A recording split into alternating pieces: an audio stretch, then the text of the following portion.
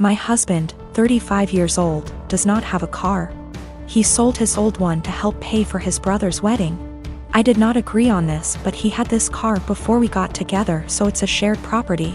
Besides that, I have my own car, so that did not affect me till my husband started complaining about having to commute to work and hang out places.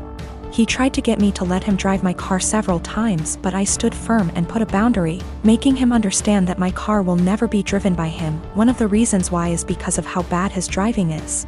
His brother lives out of town. My husband asked if he could drive my car to the wedding, but I refused, but not because I'm not invited.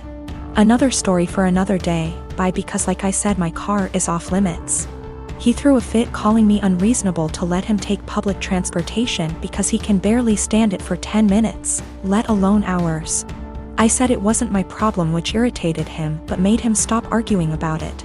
The day that he was supposed to travel out of town, I woke at 10 a.m. and couldn't find my car key. I went outside and couldn't find my car either. I was beyond pissed. I called him, and like I expected, he took it and was on his way to the other town. I lost it and told him I gave him no permission to take it for a whole 5 days, and said that if he won't turn around with it and come home, then I'd call the cops and report it missing.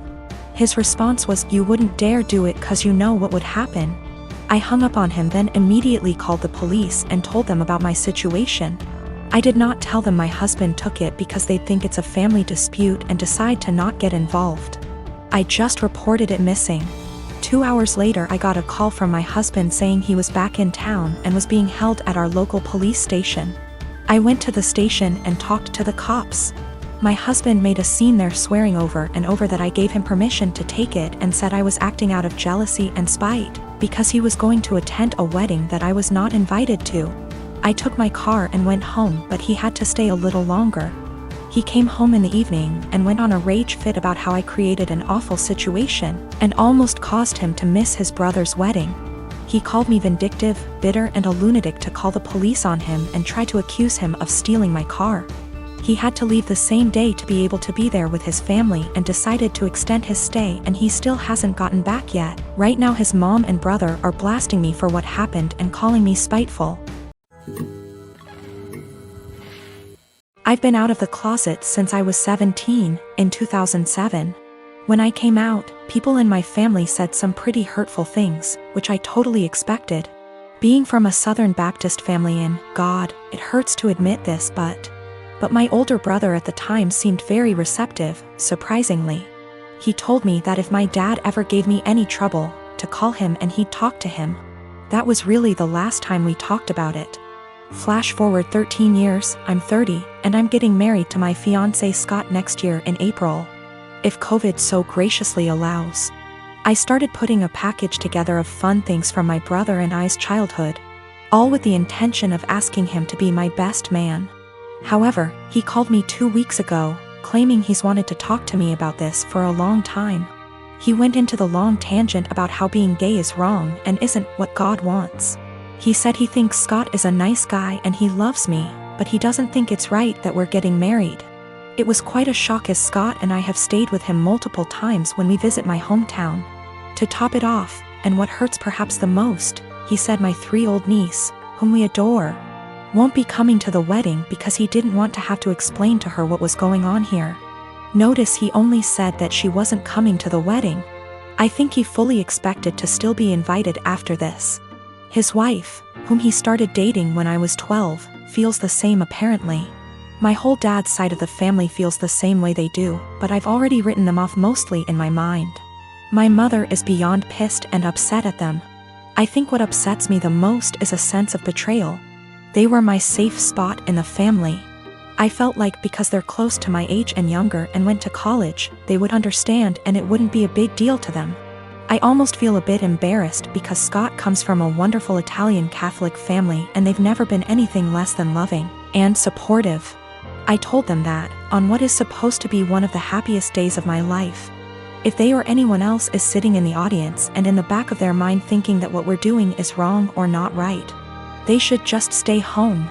I know my brother and family love me, but it feels up to a point, conditional, and limited. I told them that they learned being gay is wrong. They weren't born not liking gay people. So they can unlearn it, if they were willing. But I don't think that's going to happen. My brother-in-law has always been a bit of a ruckus. Just a very jolly guy, used to be a hard-partied when I first knew him, but not so much now. I mean, he still likes to drink and he smokes weed, but nothing compared to how he used to be. He stays in the basement apartment, which is a full apartment, separate from ours, with a kitchen and bathroom etc. In our house ever since he lost his apartment. He has never really been able to keep a good job, no college education, and also ADHD. And we live in NYC, so affording rent is impossibly hard lately. This was supposed to be a temporary thing for him, out of desperation because he lost his apartment. I should say that he has gone through multiple phases of depression from just living hard much of his life. I remember seeing him when he was in his 20s and he was just a damn mess. Living in shit apartments and working shit jobs, and I remember he was super depressed, like, you know, that kind of depressed. For a bit around a decade ago because of how awful his life was. And it was awful. I won't sugarcoat it. He was getting mugged in his area constantly. His apartment was horribly small and he worked horribly long hours. His ex-wife was awful to him and cheated on him. But in the past 2 months that he has been here, he's been an absolute joy. To both me and my wife and also our kids. We all love him so much. He clearly loves the basement, it's even bigger than his old apartment, and just in general it's in a much better location. He has said, multiple times, how much he loves it at our place. He also is just a great guy to have around. He is a blast with our kids and he always cooks food for us and is just a general great, funny, charismatic guy. He got a new job, working 60 hours a week at a shit job. And now he wants to move out to his friend's place all the way in Coney Island where he would be spending half of his paycheck on rent. At first, we were like, okay, well, this was our agreement, he was eventually gonna leave. But then we kinda had a family meeting and realized, hey, we want him here. I don't even care if he pays nothing in rent, he's great to have around. Just to be clear though, we did tell him he would have to pay something a month, a number we haven't decided yet. When we told him this, he kind of thought it was a joke, but then he agreed. He was very happy about it, and we were too, and we were kind of thinking like, he's a member of our house now, you know? But then he changed his mind suddenly, and was saying how he doesn't want to be a freeloader and that he thinks we are just allowing him to stay because we feel bad for him. He really will not listen to us at all when we say that we actually want him to stay. Even our kids, teens, have tried getting him to stay and he just won't accept it. Every time we bring it up to him he sort of does this pity thing where he's like, come on, I know you think I'm a loser. I'm not gonna mooch off of you guys or something along those lines. It's been around 2 weeks, and he just kind of feels bad about it. It is absolutely a pride thing for him. He technically plans on moving out in the next few weeks. But we really want him to stay. And we know that he would love to stay. I feel like there is really no chance this is some kind of deep down he hates it here kind of situation. This is 100% a pride thing for him. My brother-in-law, Sammy, lost his home shortly after his divorce 10 months ago. He moved in with us and brought his twin daughters, Olivia and Sloane 18, with him a couple of months ago.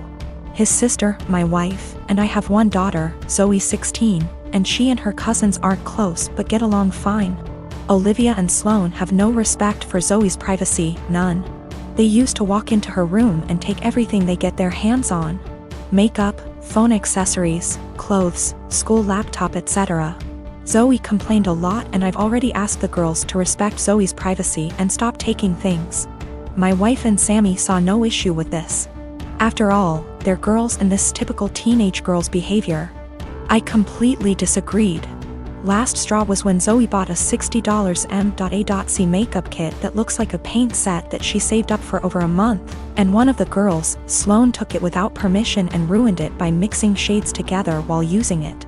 Don't know much about makeup, but that's what Zoe said when she found the kit on her bed, and was crying. I told my wife and she said she'd ask Sloane to apologize, but I got Zoe a lock after I found she was moving valuable belongings out the house because of this incident. Sammy and his daughters saw the lock and weren't happy. The girls were extremely upset. Sammy asked about it and I straight up told him. He said, my daughters aren't thieves. It's normal that girls of the same age borrow each other's stuff.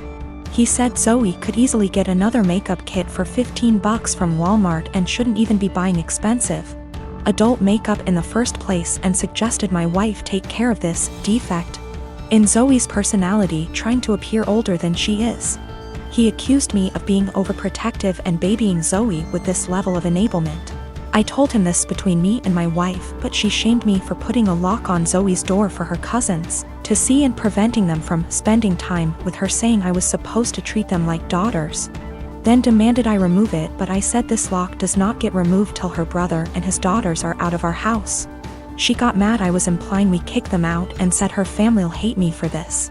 So I reminded her that I let Sammy and his family move, in which something her own family refused to do, so she should start with blaming them for not taking their own son and niece's granddaughters in.